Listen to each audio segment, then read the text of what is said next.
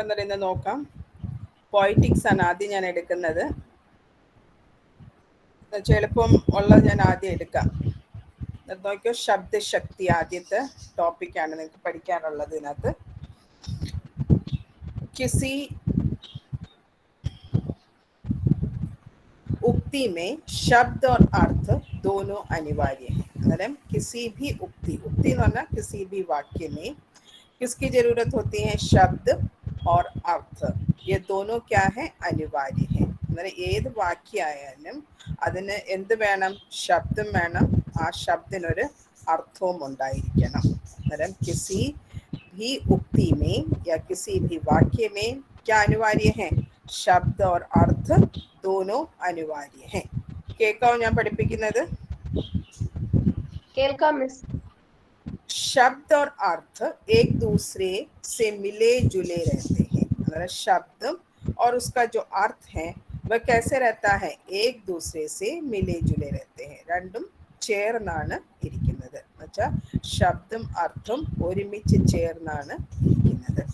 അന്നേരം किसी भी उक्ति में क्या अनिवार्य है? शब्द और अर्थ दोनों अनिवार्य है. और ये कैसे रहता है? ये एक दूसरे से मिले जुले रहते हैं. शब्द का अर्थ प्रसंग के अनुसार लिया जाता है. ഏത് ശബ്ദിന്റെ അർത്ഥം എങ്ങനെയാണ് നമ്മൾ എടുക്കുന്നത്? പ്രസംഗ के अनुसार, പ്രസംഗ അനുസരിച്ചാണ് നമ്മൾ ഏത് ശബ്ദിന്റെയും അർത്ഥം എടുക്കുന്നത്. केवल सार्थक शब्दों में किसी व्यक्ति, पदार्थ, वस्तु, क्रिया आदि का ज्ञान कराने की शक्ति होती है. सार्थक अर्थयुक्त शब्द में ही क्या मिलता है? किसी भी व्यक्ति या किसी पदार्थ की या किसी वस्तु की या किसी क्रिया, इसका ज्ञान हमें कराने की शक्ति होती है. ഈ ഒരു പാരഗ്രാഫിൽ ഞാൻ പഠിപ്പിച്ചത് ഞാൻ ഒന്നുകൂടെ റിപ്പീറ്റ് ചെയ്യാം. किसी भी उक्ति में क्या अनिवार्य होता है? शब्द और अर्थ अनिवार्य होता है. दोनों ही अनिवार्य होता है. और शब्द और अर्थ कैसे रहते हैं? एक दूसरे से मिले जुले रहते हैं. और शब्द का अर्थ हम कैसे पता कराते हैं? प्रसंग के अनुसार. शब्द का अर्थ हम प्रसंग के अनुसार लेते हैं. और केवल सार्थक शब्दों में ही किसकी शक्ति होती है? व्यक्ति, पदार्थ, वस्तु, क्रिया आदि का ज्ञान कराने की शक्ति होती है. മനസ്സിലായോ? മനസ്സിലായോ? മനസ്സിലായി മിസ്. അന്നേരം ആരെങ്കിലും ഒന്ന് പറഞ്ഞേ. किसी भी उक्ति में किसकी क्या होना अनिवार्य है? शब्द और अर्थ. हाँ, शब्द और अर्थ. और शब्द और अर्थ कैसे लगा रहता है? एक दूसरे से मिले मिले हाँ, मिले जुले रहते हैं. और शब्द का अर्थ हम कैसे लेते हैं? प्रसंग के अनुसार. हाँ, प्रसंग के अनुसार लेते हैं. और सार्थक शब्दों के द्वारा हमें किसका ज्ञान होता है? व्यक्ति, पदार्थ, वस्तु, क्रिया आदि का ज्ञान करने की शक्ति होती है. इस शक्ति या व्यापार द्वारा शब्द के अर्थ का बोध हो वह शब्द शक्ति कहलाती है. अगर आद्यത്തെ डेफिनेशन ആണ് शब्द शक्ति किसे कहते हैं? जिस शक्ति या व्यापार द्वारा, ഏത് ശക്തി അല്ലെങ്കിൽ വ്യാപാർ द्वारा शब्द के अर्थ का बोध होता है. ശബ്ദിന്റെ അർത്ഥം തരുന്ന ആ ശക്തി അല്ലെങ്കിൽ വ്യാപാരനെയാണ് ശബ്ദ ശക്തി എന്ന് പറയുന്നത്. शब्द शक्ति किसे कहते हैं? जिस शक्ति या व्यापार के द्वारा शब्द के अर्थ का बोध होता है वही शब्द शक्ति कहलाती है. शब्द शक्ति में दो शब्द हैं. शब्द शक्ति രണ്ട് വാക്കുണ്ട്, ശബ്ദം ശക്തിയും. शब्द शक्ति में दो शब्द हैं, शब्द प्लस शक्ति. अतः शब्द शक्ति द्वारा शब्द के अर्थ को प्राप्त या उपलब्ध किया जाता है. അതുകൊണ്ട് शब्द शक्ति എന്ന് പറയുന്നത് शब्दिന്റെ के अर्थ को प्राप्त या उपलब्ध किया जाता है. शब्द शक्ति द्वारा हमें क्या उपलब्ध होता है? शब्द के अर्थ उपलब्ध होता है. ഒന്നുകൂടെ പറയാത്. जिस शक्ति या व्यापार के द्वारा अर्थ का बोध, शब्द के अर्थ का बोध होता है उसे हम शब्द शक्ति कहते हैं। और शब्द शक्ति दो शब्द से बना है, शब्द प्लस शक्ति। अतः शब्द शक्ति द्वारा शब्द के अर्थ को प्राप्त या उपलब्ध किया जाता है। ഇത്രയും മനസ്സിലായോ?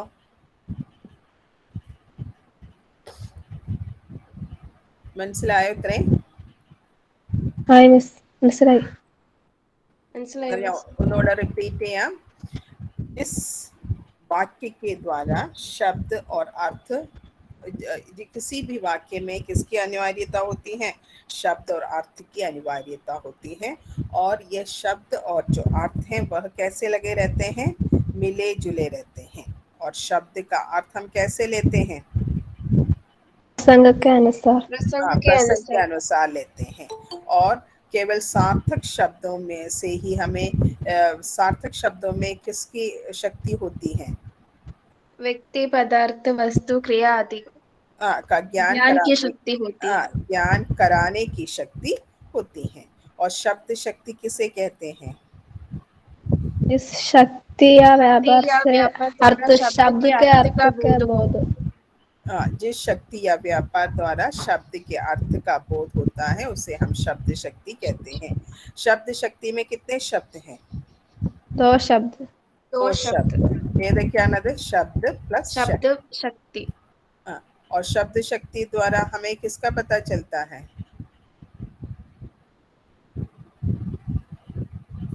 शब्द शक्ति കൊണ്ട് എന്താണ് നമുക്ക് കിട്ടുന്നത്? अर्थ. अर्थ का प्राप्त होता है. ഇനി നോക്കിയോ, शब्द में दो बातें होती हैं. मतलब ശബ്ദത്തിൽ രണ്ട് കാര്യങ്ങളാണ് ഉള്ളത്. वो अक्षरों का समूह होता है. ഇല്ലേ? ശബ്ദം എന്ന് പറയുന്നത് വർണ്ണങ്ങളുടെ സമൂഹമാണ്. എന്ത് ശബ്ദം എന്ന് പറയുന്നത്? അന്നേരം वह अक्षरों का समूह होता है. അന്നേരം ശബ്ദത്തിൽ രണ്ട് കാര്യങ്ങളാണ് ഉള്ളത്. ഒന്നെന്ന് പറയുന്നത് എന്താ? वो अक्षरों का समूह होता है. जैसे कमल शब्द में क प्लस म प्लस ला का समूह. അല്ലെ? ക എന്ന് പറയുന്ന ഒരു അക്ഷരം അല്ലെങ്കിൽ ഒരു വർണ്ണ, അതുപോലെ മ ഒരു വർണ്ണ, ല ഒരു വർണ്ണ, ഇതിലെല്ലാം കൂടെ കൂടി ചേരുമ്പോഴാണ് കമൽ ആയത്. അല്ലേ? അന്നേരം वह अक्षरों का समूह होता है. പിന്നെ उसमें कोई अर्थ निहित होता है. അന്നേരം രണ്ടാമത്തെ എന്താ? उसमें कोई अर्थ निहित होता. അതുപോലെ തന്നെ ആ ശബ്ദത്തില്, ആ ഒരു ശബ്ദത്തിൽ എന്തുണ്ടായിരിക്കും? അർത്ഥമുണ്ടായിരിക്കും. കമൽ अर्थ सरोवर में पैदा होने वाला കമനീയ ഫൂൾ. ഇല്ലേ? അതായത് ഈ രണ്ട് കാര്യങ്ങളാണ് ശബ്ദിനകത്ത് ഉള്ളത്. ഒന്ന് ശബ്ദം എന്തുവാ? वह वर्णों का समूह है, वह अक्षरों का समूह होता है. രണ്ടാമത്തെ എന്ന് പറയുന്നത് उसमें कोई अर्थ निहित होता है. മനസ്സിലായോ? മനസ്സിലായോ? അന്നേരം ശബ്ദമില്ലാത്ത രണ്ട് കാര്യങ്ങളാ. अक्षरों का समूह होता है. രണ്ടാമത്തെ എന്ന് പറഞ്ഞാൽ उसमें कोई अर्थ निहित होता है. शब्द की सार्थकता के कारण उसकी गहनता होती है और शब्द से वाक्य बनता है. वाक्य ही भाषा का मूल आधार है और ये भाषा काव्य का आधार बनती है. इस प्रकार काव्य के लिए शब्द अत्यंत महत्वपूर्ण है और उसकी शक्ति का बोध कराने वाली शब्द शक्ति भी उतनी ही महत्वपूर्ण है. ഒന്നുകൂടെ പറയാം.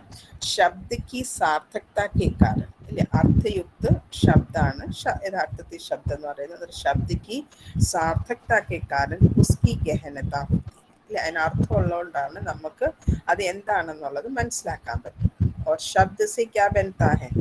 वाक्य बनता है. इसलिए वर्णों के समूह से शब्द बनता है. शब्दों के समूह से क्या बनता है? वाक्य बनता है. और वाक्य के समूह से क्या बनता है? भाषा बनता है. इसलिए वाक्य ही भाषा का क्या है? मूल आधार होता है. और यह भाषा किसका आधार बनता है? काव्य का आधार बनता है. മനസ്സിലായോ? സ്റ്റെപ്പ് ബൈ സ്റ്റെപ്പായിട്ട് പഠിച്ചാൽ മതി. വർണ്ണിൽ നിന്നാണ് ശബ്ദം ഉണ്ടാവുന്നത്. ശബ്ദത്തിൽ നിന്നും ശബ്ദത്തിന്റെ സമൂഹത്തിൽ നിന്നും വാക്യം ഉണ്ടാവുന്നു. വാക്യത്തിന്റെ സമൂഹത്തിൽ നിന്നും ഭാഷ ഉണ്ടാവുന്നു. ഭാഷയാണ് ഇതിന്റെ ആധാരമായി മാറുന്നത്, കാവ്യത്തിന്റെ ആധാരമായി മാറുന്നത്. इस प्रकार काव्य के लिए क्या महत्वपूर्ण है? शब्द अत्यंत महत्वपूर्ण है और उसकी शक्ति का बोध कराने वाली शब्द शक्ति भी क्या होगी? उतनी ही महत्वपूर्ण. ശബ്ദം എത്രമാത്രം കാവ്യത്തിന് ഇമ്പോർട്ടൻസ് ആണോ അത്രയും ഇമ്പോർട്ടൻസ് തന്നെ ഇതിനുമുണ്ട്, ശബ്ദശക്തിക്കും ഉണ്ട്. മനസ്സിലായോ? മനസ്സിലായോ?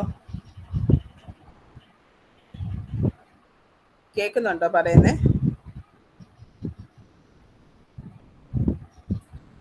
കേൾക്കുന്നോ പറയുന്നേ? കേൾക്കാം മിസ്. अगर शब्द में कौन सी बातें आती हैं? मैम दो बातें शब्द होती में है, हाँ ഏതൊക്കെയാണത്? अक्षरों का अक्षरों का अक्षर समूह, वर्णों का समूह होता है। ആ പിന്നെ രണ്ടാമത്തെ എന്തുവാ? इसमें इसमें कोई अर्थ अर्थ निहित नहीं होते हैं, होता। शब्द में अर्थ निहित होते हाँ हैं। इसमें अर्थ निहित होता है और शब्द की സാർത്ഥകത के कारण उसकी गहनता होती है. गहनता വെച്ചാൽ എന്തുവാ? അതിന് മനസ്സിലാക്കാൻ പറ്റുന്നുണ്ട് ഇല്ലേ? अगर शब्द से क्या बनता है? वाक्य, वाक्य, और हाँ और वाक्य से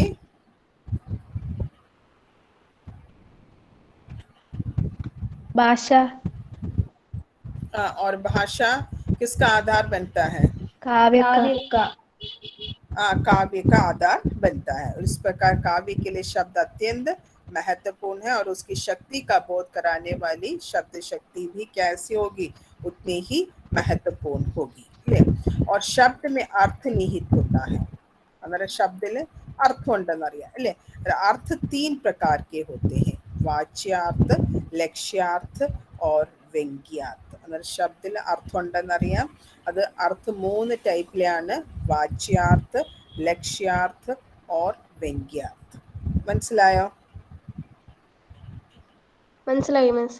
അന്നേരം ശബ്ദത്തില് അർത്ഥമുണ്ട്. അർത്ഥം എത്രയുണ്ട്? 3 ടൈപ്പിലുണ്ട്. ആദ്യത്തെ വാച്യാർത്ഥ, രണ്ടാമത്തെ ലക്ഷ്യാർത്ഥ, മൂന്നാമത്തെ വ്യംഗ്യാർത്ഥ. നമുക്ക് ആദ്യം നോക്കാം അഭിധ. കാണാം ഇത്? കാണാം മിസ്. शब्द की जिस शक्ति के कारण किसी शब्द का मुख्य अर्थ समझा जाता है उसे अभिधा शक्ति कहते हैं. എന്താ? शब्द के जिस शक्ति के कारण, ശബ്ദിന്റെ ഏത് ശക്തി കൊണ്ടാണോ किसी शब्द का मुख्य अर्थ, मेन अर्थ, मुख्य अर्थ समझा जाता है उसे हम क्या कहते हैं? अभिधा शक्ति कहते हैं. मेरा शब्द के जिस शक्ति के कारण किसी शब्द का मुख्य अर्थ समझा जाता है उसे क्या कहते हैं? अभिधा. अभिधा शक्ति कहते हैं. ले अभिधा इसके अंतर्गत किसी शब्द के केवल मुख्य या संकेतित अर्थ का बोध कराती है. അന്നേരം ഇതിനകത്ത് ഏത് ഒരു ശബ്ദത്തിന്റെ മെയിൻ ആയിട്ടുള്ള ആ അർത്ഥം മാത്രമാണ് സൂചിപ്പിക്കുന്നത്. अनरम अभिधा क्या है?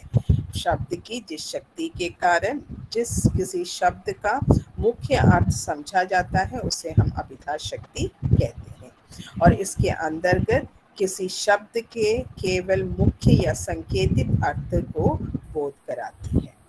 ഇതിനകത്ത് മെയിനും അല്ലെങ്കിൽ സങ്കേതിത് അർത്ഥാണ് ഇതിനകത്ത് സൂചിപ്പിക്കുന്നത്. മനസ്സിലായോ? മനസ്സിലായി മിസ്. अगर अभिधा शक्ति क्या है?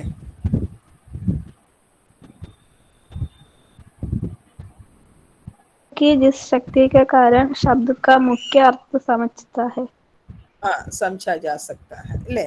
और इसके अंतर्गत किसी शब्द के केवल मुख्य या संकेतित अर्थ को बोध कराती है. ले वाक्य के अंतर्गत अन्य शब्दों के सानिध्य, संयोग അല്ലെങ്കിൽ സാഹചര്യ, वार्तालाप में प्रसंग, स्थान या समय के अनुसार अथवा कहने या सुनने वाले की दृष्टि, चेष्टा, ध्वनि आदि अनेक बातों से किसी शब्द का अर्थ समझा जाता है. അന്നേരം ഒരു വാക്യത്തിൽ എങ്ങനെയാണ് ആ ശബ്ദത്തിന്റെ അർത്ഥം മനസ്സിലാക്കാൻ പറ്റുന്നത്? ഒന്നാമത്തെ പറയുന്നത് സാന്നിധ്യ അല്ലെങ്കിൽ നിക്കട്ടത, അന്യ ശബ്ദോക്കെ സാന്നിധ്യ. ആ വാക്യത്തില് ഒരു മറ്റുള്ള ശബ്ദത്തിന്റെ സാന്നിധ്യം എവിടെയാണ് അത് വെച്ചാണ് നമ്മൾ അതിന്റെ അർത്ഥം കണ്ടെത്തുന്നത്. രണ്ടാമത്തത് സാഹചര്യ, മൂന്നാമത്തത് വാർത്താലാപ് മേ പ്രസംഗ്, വാർത്ത സംസാരിക്കുമ്പോൾ ഉള്ള ആ പ്രസംഗ്.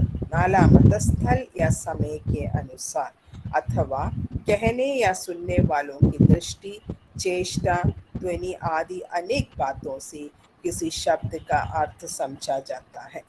അതിൻ്റെ എക്സാമ്പിൾസ് ഇതായിട്ട് എക്സ്പ്ലെയിൻ ചെയ്യുന്നുണ്ട്. ഇപ്പം राम लक्ष्मण वन जा रहे हैं. इस वाक्य में लक्ष्मण के साथ होने के कारण उसका अर्थ दशरथ कुमार श्री रामचंद्र होगा അല്ലേ. ഇതിനകത്ത് രാം ലക്ഷ്മൺ വൻ ജാ രഹേ ഹെ, അതായത് ഇതിനകത്ത് ഈ രാം എന്നുള്ള ആ ഒരു വേർഡ് അത് എങ്ങനെയാണ് നമ്മൾ അതിൻ്റെ അർത്ഥം മനസ്സിലാക്കുന്നത്? ലക്ഷ്മൺ എന്നുള്ള ആ വാക്കിന്റെ നിക്കട്ട ഉള്ളതുകൊണ്ടാണ് അല്ലേ. അതിൻ്റെ ആ സാമീപ്യം കൊണ്ടാണ് നമുക്ക് മനസ്സിലാക്കാൻ പറ്റുന്നത് ഈ രാം എന്ന് പറയുന്ന വ്യക്തി ആരാണെന്ന്, ദശരഥ കുമാരനായ ശ്രീരാമാണെന്ന് മനസ്സിലാക്കുന്നത്. രണ്ടാമത്തേനത് राम और कृष्ण वृंदावन में गोचरन करते हैं. राम और कृष्ण അന്നേരം രാമും കൃഷ്ണനും അന്നേരം ഇതിനകത്ത് കൃഷ്ണ രാമന്റെ കൂടെ വന്നപ്പം ഇവിടെ ശ്രീരാമനാവോ ഇല്ല, ബലരാമനാണ് ഇവിടുത്തെ രാം അല്ലേ. അന്നേരം വൃന്ദാവനെ ഗോചരൻ करते हैं, जो गायों को എന്തുവാ वहाँ चरा रहे हैं. അടുത്ത राम ने सहस्रार्जुन का वध किया. इन वाक्यों में राम का अर्थ क्रमशः बलराम और परशुराम है. ഇതിനകത്ത് സഹസ്രാർജുനെ കൊന്നതെന്ന് പറഞ്ഞാൽ ഇത് രാമനാണെന്ന് പറയുമ്പോൾ ഈ രാമൻ എന്ന് പറയുന്നത് പരശുരാമനാണ്. മനസ്സിലായില്ലേ? അന്നേരം ഈ അന്യ ശബ്ദ അല്ലെങ്കിൽ കൃഷ്ണ തഥാ സഹസ്രാർജുൻ की सानिध्य से ज्ञात होता है. അന്നേരം ഇതെങ്ങനെ മറ്റുള്ള ശബ്ദത്തിന്റെ സന്നിധി കൊണ്ടാണ് അല്ലെങ്കിൽ സാമീപ്യം കൊണ്ടാണ് നമ്മൾ ഈ രാം ഏത് രാമാണെന്ന് മനസ്സിലാക്കുന്നത്. അല്ലെങ്കിൽ രാമെന്ന് ഒരു വാക്കായിട്ട് എഴുതി കഴിഞ്ഞാൽ ഏത് രാമാണെന്ന് നമുക്ക് മനസ്സിലാക്കാൻ പറ്റില്ല. അടുത്തത് മോത്തി ബഡാ നട്ഖട്ട് ലഡ്കാ ഹെ और आजकल മോത്തി ബഡേ മെഹംഗേ ഹോ ഗേ ഹെ. രണ്ടെണ്ണത്ത് മോത്തി എന്നുള്ള വാക്ക് വന്ന് അന്നേരം മോത്തി ബഡാ നട്ഖട്ട് ലഡ്കാ ഹെ. അന്നേരം ഇവിടെ ലഡ്ക എന്ന് വന്നപ്പോൾ തന്നെ മനസ്സിലായി ഏതോ ഒരു കുട്ടിയെ സൂചിപ്പിക്കുന്നു.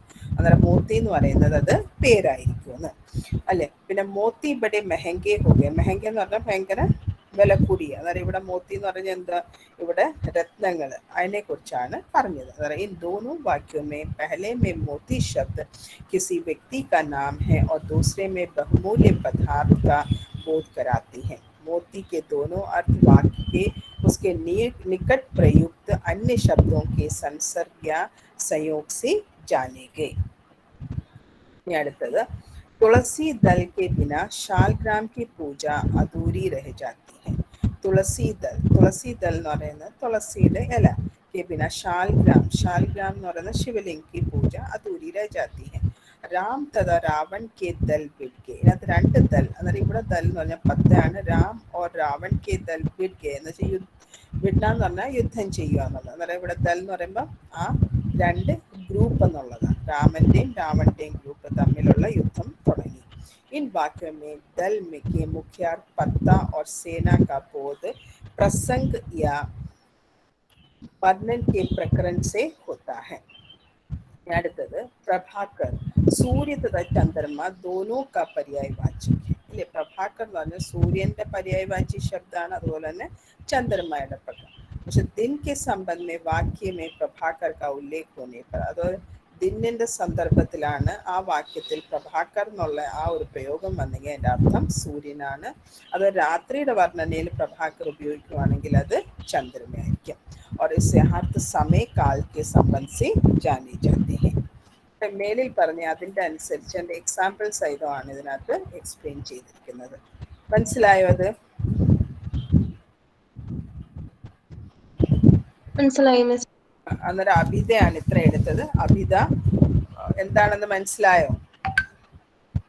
മുഖ്യ അല്ലെങ്കിൽ ഡയറക്റ്റ് അർത്ഥാണ് അഭിത എന്ന് പറയുന്നത്. മനസ്സിലായോ? അന്നേരം അതിന്റെ പ്രസംഗക്ക് അനുസാർ ഉസ്ക അർത്ഥം സമജ് സക്തേ ഹെ. അത് പ്രസംഗിന്റെ തന്നെ 4 രീതിയിലുള്ളത് അവർ പറഞ്ഞ് ആ 4 രീതിയുടെ എക്സാമ്പിൾ സഹിതമാണ് അതിനകത്ത് പറഞ്ഞിരിക്കുന്നത്. ഇനി എക്സ്പ്ലെയിൻ ചെയ്യണ്ടല്ലേ? ചെയ്യണ്ടല്ലേ?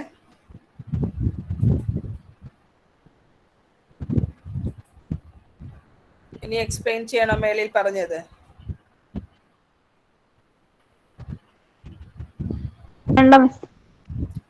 ഇനി അടുത്ത നോക്കിയോ, ലക്ഷണ.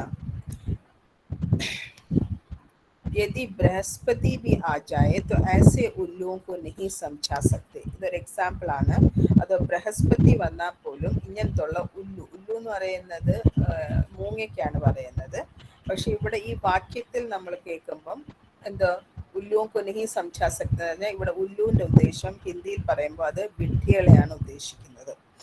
इस वाक्य में उल्लू शब्द से अत्यंत मूर्ख व्यक्ति अभिप्रेत है.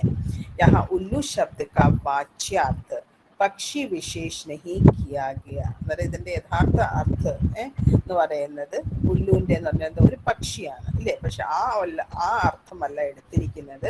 കിന്തു ഇസ്സി സംബന്ധ അർത്ഥ ലിയാ ഗയാ. പക്ഷെ അതിന്റെ ആ വിശേഷ് സംബന്ധം വെച്ചാൽ അതിന്റെ ആ സ്വഭാവ സംബന്ധമായിട്ട് അർത്ഥമാണ് എടുത്തിരിക്കുന്നത്.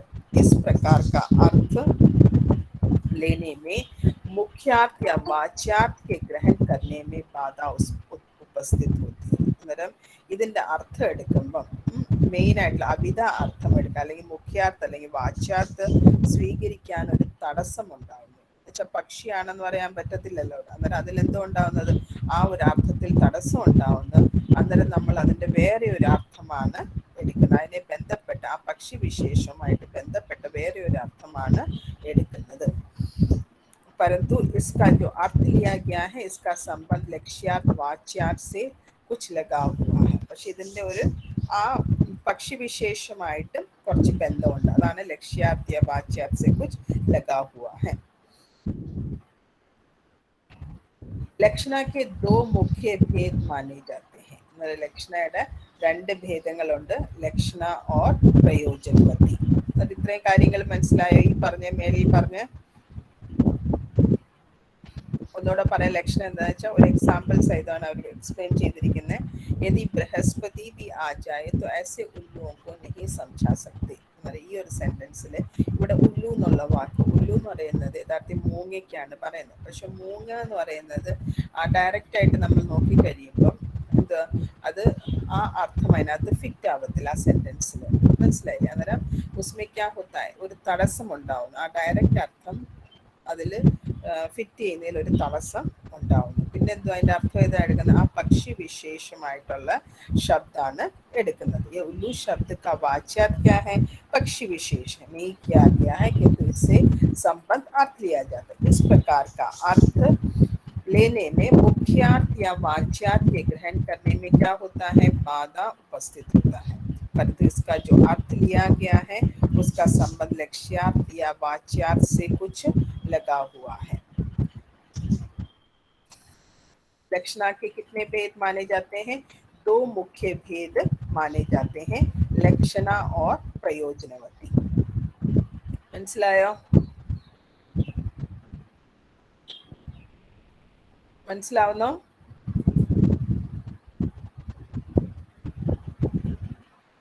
കേൾക്കുന്നുണ്ടോ പഠിപ്പിക്കുന്നത്? അന്നേരം ലക്ഷണയുടെ എത്ര ഭേദം ഉണ്ടെന്നാ പറയുന്നത്? ഏതൊക്കെയാണത്? പ്രയോജനവതി. ലക്ഷണയും പ്രയോജനവതിയും.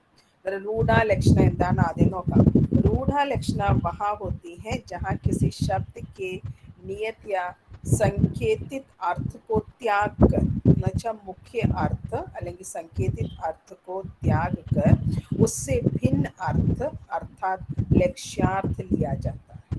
മനസ്സിലായോ? അന്നേരം रूढ़ा लक्षण എന്ന് പറയുന്നത് എന്താണ്, ഏതെങ്കിലും ശബ്ദത്തിന്റെ മുഖ്യ അർത്ഥം കളഞ്ഞിട്ട് അതിന്റെ വ്യത്യസ്തമായിട്ടുള്ള അർത്ഥം എടുക്കുക അല്ലെങ്കിൽ ലക്ഷ്യാർത്ഥം എടുക്കുക. जो बहुत दिनों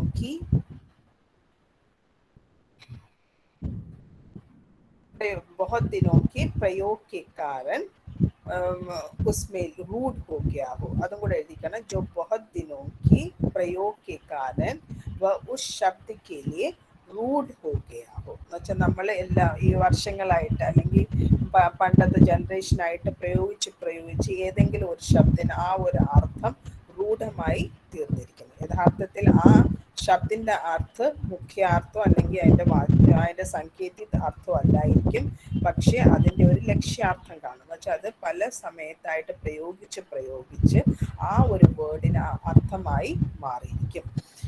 ഉദാഹरण के लिए इन दोनों घरों में झगड़ा है. ഇപ്പം തന്നെ നമ്മളൊരു ഹിന്ദിയിൽ ഒരു സെന്റൻസ് ആണ്, ഈ രണ്ട് വീടുകൾ തമ്മിൽ വഴക്കാണെന്ന്. അന്നേരം ഈ രണ്ട് വീടുകൾ തമ്മിൽ വഴക്കാണ്. എന്നിട്ട് നമ്മൾ രണ്ട് വീടുകൾ തമ്മിൽ വഴക്കാണെന്ന് പറയുമ്പം നമുക്ക് പെട്ടെന്ന് തന്നെ മനസ്സിലാക്കാൻ പറ്റും. എന്താ മനസ്സിലാക്കാൻ പറ്റും എന്ന് വെച്ചാൽ നമ്മുടെ പണ്ട് കാലം തൊട്ടേ പ്രയോഗിച്ച് നമുക്ക് പെട്ടെന്ന് തന്നെ ഇതിന്റെ അർത്ഥം മനസ്സിലാക്കാൻ പറ്റും. രണ്ട് വീട്ടുകാർ തമ്മിലാണ് വഴക്കുന്നത് അല്ലേ? അല്ലാതെ വീടുകൾ തമ്മിൽ ഒരിക്കലും വഴക്കുണ്ടാവത്തില്ല, പക്ഷെ ആ വീട്ടിൽ താമസിക്കുന്ന രണ്ട് പേര് തമ്മിലാണ് വഴക്കുന്നത്. इस वाक्य में घरों का अर्थ घरों के लोग हैं, ना कि घरों की इमारतें या अन्य वस्तुएं. ऐसे कहने की परंपरागत रूढ़ी चली आती है. പരമ്പരാഗതമായിട്ട് ആ ഒരു സെന്റൻസ് അല്ലെങ്കിൽ ആ ഒരു സെന്റൻസ് പറയുമ്പോൾ നമ്മുടെ മനസ്സിൽ ആ ബ്രെയിനിൽ തന്നെ ഫീഡായി കിടപ്പുണ്ട് ഇതിന്റെ യഥാർത്ഥ അർത്ഥം എന്താണെന്നത്. അടുത്തത് പ്രയോജനവതി ലക്ഷണ. प्रयोजनवती लक्षणा वहाँ होती है जहाँ किसी शब्द के नियत या संकेतित अर्थ ना लेकर उससे भिन्न अर्थ या लक्ष्यार्थ किसी विशेष प्रयोजन से लिया जाता है. अर्थात जो अर्थ लिया जाता है वह किसी प्रयोजन या अभिप्राय को व्यंजित करने के लिए होता है. प्रयोजनवती लक्षणा എന്താണ്? वहाँ होती है जहाँ किसी शब्द के नियत या संकेतित अर्थ ना लेकर ആ ഒരു മെയിൻ അർത്ഥം എടുക്കാതെ उससे भिन्न अर्थ या लक्ष्यार्थ किसी विशेष प्रयोजन से लिया जाता है. अതാണ് विशेष प्रयोजन, अതാണ് प्रयोजनवती लक्षणा. किसी विशेष प्रयोजन से लिया जाता है, अर्थात जो अर्थ लिया जाता है वह किसी प्रयोजन या अभिप्राय को व्यंजित करने के लिए होता है. एग्जाम्पल आइट सुरेश गधा है. इस वाक्य में सुरेश को गधा कहने का प्रयोजन यह होता है कि उसकी मूर्खता की अधिकता. अല്ലേ? സുരേഷ് ഗധ എന്ന് പറഞ്ഞാൽ ഡയറക്റ്റ് അർത്ഥം എന്നുള്ളത് സുരേഷ് ഒരു കഴുതയാണ്. കഴുത എന്ന് പറയുമ്പോൾ 4 കാലുള്ള ജീവിയാണെന്നാണോ നമ്മൾ മനസ്സിലാക്കുന്നത്. അതാണ് യഥാർത്ഥത്തിൽ അതിന്റെ സങ്കേതിക അർത്ഥം അല്ലെങ്കിൽ വാച്യാർത്ഥം അല്ലേ? പക്ഷെ അതല്ല നമ്മൾ എടുക്കുന്നത്. നമ്മൾ എന്താണ് എടുക്കുന്നത്? ആ ഗധയുടെ സ്വഭാവ വിശേഷമാണ് എടുക്കുന്നത്. അന്നേരം ആ സുരേഷ് എന്ന് പറയുന്ന ആള് എന്തുവാ? വിഡ്ഢിയാണ് അല്ലേ? അതുകൊണ്ടാണ് ആ വിഡ്ഢിത്വത്തെ കൂട്ടി കാണിക്കാൻ വേണ്ടിയാണ് സുരേഷിനെ കഴുതയായിട്ട് പറയുന്നത് അല്ലേ? उसकी मूर्खता की अधिकता व्यंजित की जाए. അല്ലെങ്കിൽ പ്രയോജനവതി ലക്ഷണ के 2 भेद होते हैं. ഈ പ്രയോജനവതി ലക്ഷണയ്ക്ക് 2 ഭേദമുണ്ട്, ഗൗണി और शुद्ध. പ്രയോജനവതി ലക്ഷണയ്ക്ക് എത്ര ഭേദമാണുള്ളത്? 2 ഭേദമാണുള്ളത്, गौनी शुद्ध. गौनी എന്താന്ന് നോക്കാം. गौनी लक्षणा में सादृश्य अर्थात समान लक्षण या धर्म द्वारा लक्ष्यार्थ का ज्ञान होता है. गौनी लक्षणेले सादृश्य अर्थात समान लक्षण या धर्म स्वभाव അല്ലെങ്കിൽ गुण द्वारा लक्ष्यार्थ का ज्ञान होता है. उदाहरण के लिए पुरुष सिंह है. पुरुष എന്ന് പറയുന്നത് സിംഹമാണ് എന്ന് പറയുമ്പോൾ എന്താണ്? പുരുഷ സിംഹമാണെന്ന് പറയുമ്പോൾ इसमें पुरुष के लिए को सिंह कहने में मुख्य अर्थ का बाधा है. ये പുരുഷനെ ഒരു സിംഹമായിട്ട് പറയുന്നെന്ന് പറയുന്നത് അത് മെയിൻ അർത്ഥത്തിന് ഒരു തടസ്സമുണ്ട്. क्योंकि मनुष्य सिंह नहीं हो सकता അല്ലേ? മനുഷ്യൻ ഒരിക്കലും സിംഹമാവാൻ പറ്റില്ല. अतः सिंह के समान पराक्रम, शौर्य आदि गुण द्वारा लक्ष्यार्थ अर्थात सिंह के समान शक्तिशाली पुरुष का बोध होता है. सिंह के समान व पराक्रमी, शौर्य आदि गुण से युक्त वह व्यक्ति है. अर्थात सिंह के समान शक्तिशाली पुरुष का बोध होता है. इसमें क्या कौन सी लक्षण है? गौनी लक्षण है. उदाहरण के लिए चंद्रमुख. गौनी लक्षणा के भी 2 भेद हैं, सरोपा और साध्यवसानी. सरोपे साध्यवसानी. सरोपा लक्षणा में उपमेय और उपमान दोनों रहते हैं. സരൂപ ലക്ഷണയില് ഉപമയും ഉണ്ട് ഉപമാനവും ഉണ്ട്. ഉദാഹरण के लिए पुरुष सिंह दो वीर हर्षी चले मुनि भय हरन. यहाँ ഉപമ എന്ന് പറയുന്നത് പുരുഷാണ്. അതുപോലെ തന്നെ ദോ വീരും രണ്ടുപേരും ഉപമയാണ്. ഉപമാൻ എന്ന് പറയുന്നത് ഏതാണ്? സിംഹ. രണ്ടും ഉണ്ട്. ഉപമയും ഉപമാനം രണ്ടും ഒരു വാക്യത്തിലുണ്ടെങ്കിൽ അതിനെ നമ്മൾ എന്തോ ലക്ഷണയായിട്ടാണ് കണക്കാക്കുന്നത്? സ്വരൂപ ലക്ഷണയായിട്ട് കണക്കാക്കും. साध्य अवस्था में उपमेय का कथन नहीं होता, केवल उपमान का कथन होता है. साध्य അവസാനത്തില് ഉപമേ കാണത്തില്ല, ഉപമാൻ മാത്രമേ കാണത്തുള്ളൂ. എക്സാമ്പിൾ ആയിട്ട് അബ് സിംഹ് അഖാഡെ മേ ഉത്തര. ഇതിനകത്ത് സിംഹ് അഖാഡെ മേ ഉത്തര എന്ന് മാത്രമേ ഉള്ളൂ. ഇതിനകത്ത് ഉപമ എന്ന് വെച്ചാൽ ആ പെഹൽവാൻ എന്നുള്ള വാക്കില്ല അല്ലേ, അത് ഉപമേ ഇല്ല. പിന്നെ എന്തുകൊണ്ട്? ഉപമാനുണ്ട്. സിംഹം എന്ന് പറയുന്ന ആ ഒരു സെന്റ്, ആ ഒരു വേർഡ് ഇതിനകത്തുണ്ട്. ഉപമാനുണ്ട്, ഉപമേ ഇല്ല അല്ലേ. അതുകൊണ്ട് ഇത് സാധ്യ അവസാനിയാണ്. മനസ്സിലായോ? മനസ്സിലായോ? അടുത്തത് शुद्ध लक्षण. शुद्ध लक्षण में सादृश्य संबंध के अतिरिक्त किसी अन्य संबंध से लक्ष्यार्थ का ज्ञान होता है. मतलब शुद्ध लक्षण सादृश्य संबंध के अतिरिक्त അതുകൂടാതെ किसी अन्य संबंध से लक्ष्यार्थ का ज्ञान होता है. एग्जाम्पल पानी में घर है. इसमें लक्ष्यार्थ अर्थात पानी के तट पर घर है. इस बात का बोध पानी और घर के सादृश्य से नहीं होता, प्रत्युत दोनों के नैकट्य से होता है, नहीं निकटता से होता है. इसलिए यहाँ शुद्ध लक्षण है. पानी में घर है, വെള്ളമുണ്ട്, വീടുണ്ട്. പക്ഷെ ഇതിന്റെ അർത്ഥം എന്താണെന്ന് നമ്മൾ മനസ്സിലാക്കേണ്ടത് പാനിയുടെ കരയ്ക്ക് വീടുണ്ട്. ഇതിന്റെ ബോധ് പാനി വീട്ടിലുള്ള ആ സാദൃശ്യം കൊണ്ടല്ല ഇല്ലേ. പാനിയും വീടുമായിട്ട് എന്തെങ്കിലും സാദൃശ്യം ഉണ്ടോ? ഇല്ല. പിന്നെ എന്താണ്? ഇത് രണ്ടും കൂടെ ഒരുമിച്ച് വന്നുകൊണ്ടാണ്, ഈ പാനിയും വീടും ഒരുമിച്ച് വന്നുകൊണ്ടാണ് നമ്മൾ അതിന്റെ അർത്ഥം മനസ്സിലാക്കുന്നത്. ഈ കരയ്ക്കാണ് ഈ വീട് നിൽക്കുന്നത്. അതുകൊണ്ടാണ് അത് ശുദ്ധ ലക്ഷണമായത്. ശുദ്ധ ലക്ഷണക്ക് ദോ ഭേദ. ശുദ്ധ ലക്ഷണെ രണ്ടായിട്ട് തിരിച്ചിരിക്കുന്നു, ലക്ഷണ और उपादान. लक्षण जब लक्ष्यार्थ में वाच्यार्थ सम्मिलित नहीं होता, अर्थात जब वाच्यार्थ सर्वथा परित्यक्त होता है, उसे जहत स्वार्था लक्षणा भी कहते हैं. जहत स्वार्थ अपने वाच्यार्थ को छोड़ देने वाली अर्थമാണ് जहत स्वार्थ എന്ന് പറയുന്നത്. എന്താ പറയുന്നത്? लक्षण जब लक्ष्यार्थ में वाच्यार्थ सम्मिलित नहीं होता है. लक्ष्यार्थ वाच्यार्थ കാണത്തില്ല, तब वाच्यार्थ सर्वथा क्या हो जाता है? परित्यक्त हो जाता है. എന്ന് വെച്ചാൽ അതിനെ ഇല്ലാതാക്കും, എന്ന് വെച്ചാൽ ഇല്ലാതെ നമ്മൾ ഉപയോഗിക്കുന്നു. उसे हम जहत स्वार्थ എന്ന് വെച്ചാൽ वाच्यार्थ को छोड़ देने वाला लक्षण भी कहते हैं. जैसे यह बालक सिंह है. यहाँ सिंह का अर्थ है वीर. അടുത്തത് ഉപാദാൻ ലക്ഷണ. മറ്റേ ജഹത് സ്വാർത്ഥ അജഹത് സ്വാർത്ഥ. മറ്റേടത്ത് എതിനെയാണ് പരിത്യക്തി ചെയ്തത്? വാച്യാർത്ഥന് അല്ലേ. ഇതിനകത്ത് എങ്ങനെ ആയിരിക്കും? പക്ഷെ അതിനായിട്ട് ഓപ്പോസിറ്റ് ആയിരിക്കും. जब वाच्यार्थ सर्वथा परित्यक्त नहीं होता, उसे ही हम क्या कहते हैं? उपादान लक्षण कहते हैं.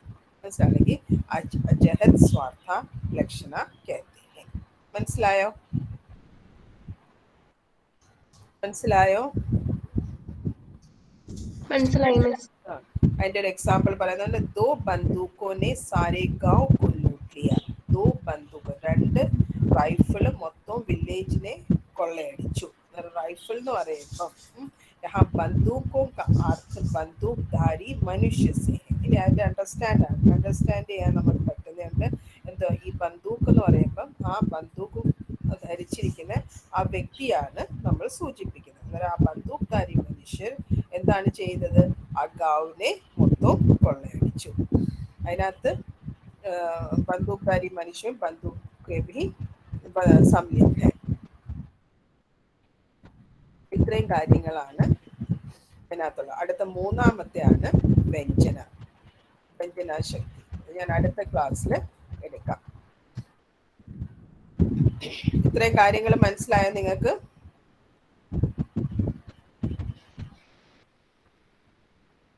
ഇത്രയും പഠിപ്പിച്ച മനസ്സിലായോ?